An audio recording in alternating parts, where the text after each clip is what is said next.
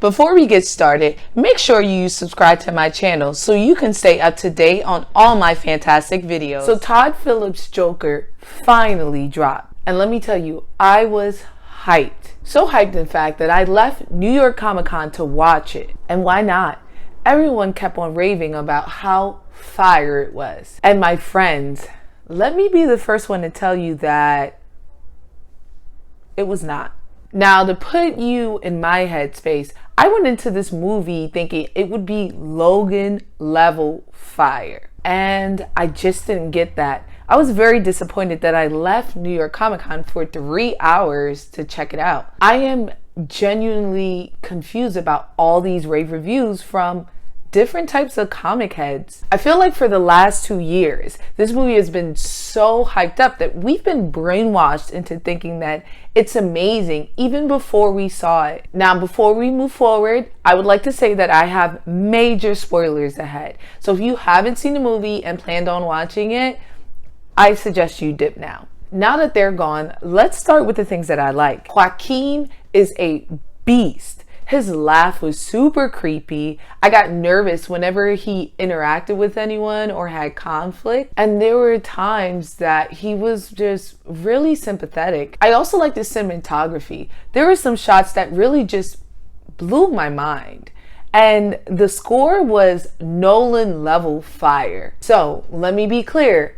I enjoyed the movie. It just wasn't John Blaze, which is what everyone is saying it is. Yes, the cinematography and acting was amazing, but so was season 8 of Game of Thrones, and I didn't like that either. What irritated me the most about this movie is that I felt like the studio preyed upon geeks. They knew if they slapped the word Joker on this movie that we were all coming to see it. They did a full social media blitz on day 1 of filming. And let me tell you, it worked. The first time I saw Joaquin in that new drip, I was excited. Yes, I hear you. This Joker is in no way in part of the DCEU, but nothing is really part of the DCEU. They're just a hot mess. They called this movie a DC movie, so I'm gonna judge it like it is one. And let me tell you, not only did this have nothing to do with the DCEU,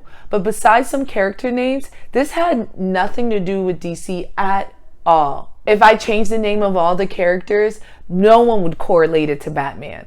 It's just a regular drama. Another issue I had is that it seemed like the entire second half after the subway murders were fabricated in Arthur's mind. So that means Arthur killing those douchebags on the subway didn't make him an anarchist. It just caused a psychotic break. Y'all, that is not the Joker. The comic book Joker does have some issues, but every drop of chaos is intentional. He doesn't do things by mistake. And they knew that because in the trailers, they played it like Arthur was in control of all of the riots.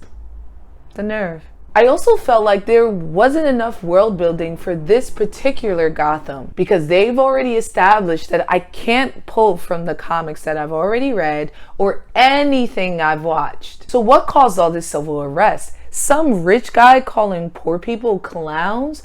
Our president calls us names on the daily and all we do is repost. We don't go around setting shit on fire. If this movie's gonna say it's realistic, let it be realistic through and through. Oh, and if I see Martha Wayne's pearls drop on the floor one more time, I'm gonna lose it. In the end, the movie was alright. Definitely not the best thing I've ever seen. So please, stop comparing it to the masterpiece that is The Dark Knight.